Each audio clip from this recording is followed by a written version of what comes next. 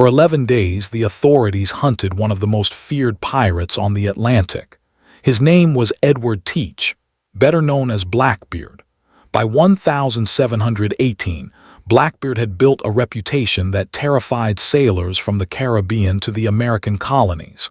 Merchant ships feared his flag, coastal towns feared his arrival, and even experienced sailors knew that crossing his path could be a deadly mistake.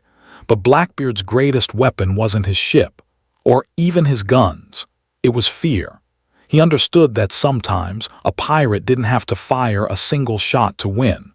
All he had to do was make his enemies believe what would happen if they refused to surrender. And for years that strategy worked. But in the summer of 1718, Blackbeard made a decision that would eventually bring the entire colonial government down on him. He accepted a royal pardon. But the pardon didn't make him stop being a pirate. Instead, Blackbeard returned to the sea. And this time, the authorities decided they were going to hunt him down. The authorities now had a serious problem. Blackbeard was no longer hiding in distant waters. He was operating close to the American colonies, where his presence threatened trade and commerce. Rumors spread that he had returned to piracy.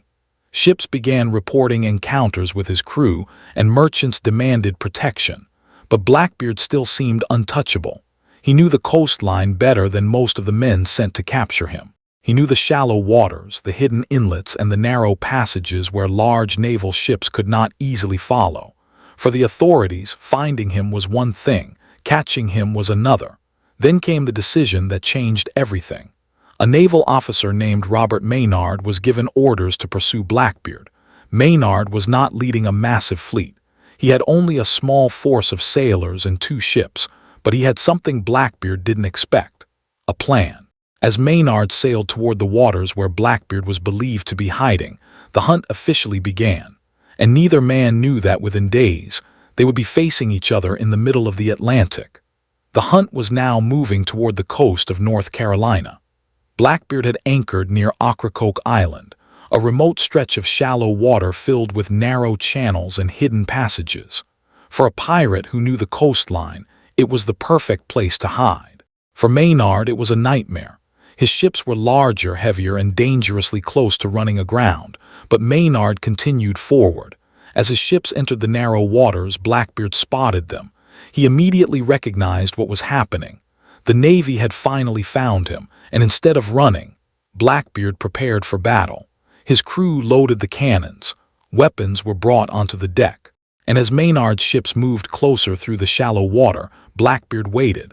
For the first time in 11 days, the hunter and the hunted were finally within striking distance. The 2 ships moved deeper into the narrow waters. Blackbeard opened fire first. Cannonballs crashed into Maynard's ships, tearing through the wooden hulls and sending smoke across the water. Maynard's men fought back, but Blackbeard had the advantage. His crew watched from the deck as the smaller naval force struggled to maneuver. Then Blackbeard made his move. He ordered his men to board Maynard's ship. Pirates rushed across the gap, weapons in hand, believing they had already won. But they didn't know what was waiting below deck. Maynard had ordered many of his sailors to hide. From the deck, it looked as though the ship had been almost completely abandoned. Blackbeard had fallen straight into the trap. As the pirates began celebrating their victory, Maynard gave the order. His hidden sailors suddenly emerged from below deck, and within seconds, the entire battle changed. The hidden sailors stormed back onto the deck. The pirates suddenly found themselves surrounded. What had looked like an easy victory became a brutal close-quarters fight. Swords clashed across the deck as smoke from the cannons drifted between the 2 groups. Blackbeard himself joined the fight. He was an enormous figure on the deck, armed and determined to break through the naval sailors surrounding him. Maynard moved directly toward him. The 2 men fought their way through the chaos while their crews battled around them. Neither man was willing to back down, but Maynard had one advantage. His men had been waiting for this moment, and now they were closing in around Blackbeard.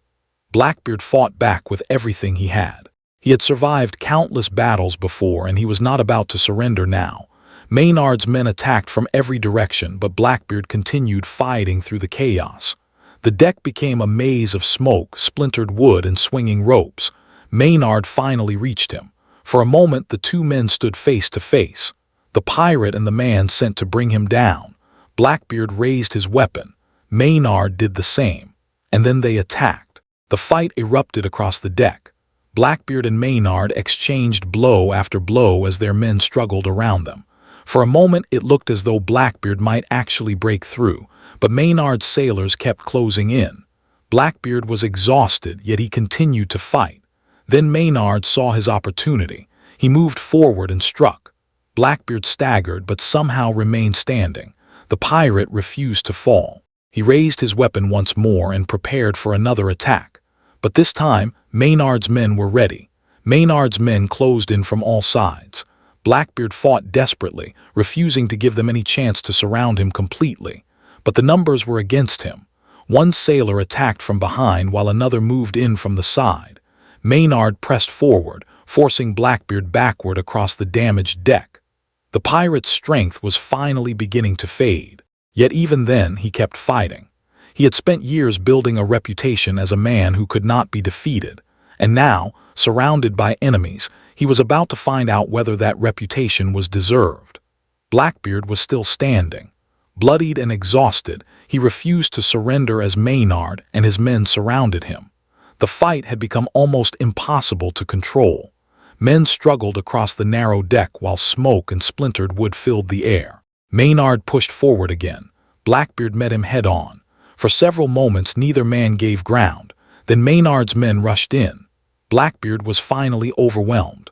The most feared pirate on the American coast had been brought to the edge, and after 11 days of pursuit, the hunt was almost over. Blackbeard fell to the deck. The fighting around him slowly stopped. The sailors looked toward Maynard, realizing that the pirate they had spent days hunting was finally defeated. But Maynard still needed proof that the most wanted pirate on the coast was truly dead. And what happened next would become one of the most infamous images in pirate history. The sailors gathered around Blackbeard's fallen body. The battle was over, but Maynard knew the mission wasn't complete. Blackbeard had become such a feared figure that simply declaring him dead would not be enough. Maynard needed undeniable proof. So the sailors searched the deck and secured Blackbeard's belongings. The weapons, the ship, and the surviving crew were all taken as evidence. But the most important evidence was Blackbeard himself. His death marked the end of one of the most notorious pirate careers of the 18th century. After years of terrorizing ships and coastal settlements, the man who had seemed almost impossible to capture was finally gone. But his story was far from over, because the death of Blackbeard would become only the beginning of his legend. The battle was over, but Maynard knew the mission wasn't complete. Blackbeard had become such a feared figure that simply declaring him dead would not be enough. Maynard needed undeniable proof, so the sailors searched the deck and secured Blackbeard's belongings. The weapons, the ship, and the surviving crew were all taken as evidence. But the most important evidence was Blackbeard himself. His death marked the end of one of the most notorious pirate careers of the 18th century. After years of terrorizing ships and coastal settlements, the man who had seemed almost impossible to capture was finally gone. But his story was far from over, because the death of Blackbeard would become only the beginning of his legend. Maynard and his men prepared to leave Ocracoke with their prisoners and the captured ship. The journey back would be very different from the one that had brought them there. They had arrived hunting a pirate. They were leaving with his crew in chains and his ship under their control. News of the victory spread quickly through the colonies. For merchants and sailors who had feared Blackbeard's name, his death brought something they had not felt in years: relief.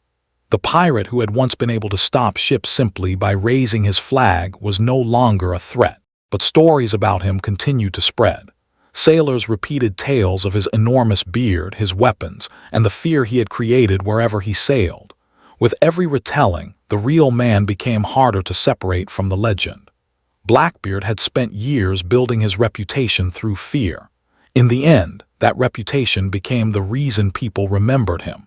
He had wanted his enemies to believe that he was unstoppable, and even after his death, that image survived. The man was gone. The pirate empire was gone, but the legend remained. More than 300 years later, Blackbeard is still one of the most recognizable names from the golden age of piracy. His story has been retold in books, films, documentaries, and stories passed from one generation to another. But beneath all the myths, one fact remains. In 1718, the authorities finally decided that Blackbeard had to be stopped.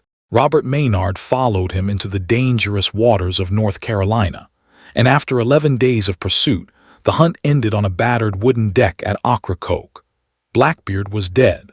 The most feared pirate on the Atlantic had finally been defeated, but the legend he left behind would sail far beyond the waters where he lived and died.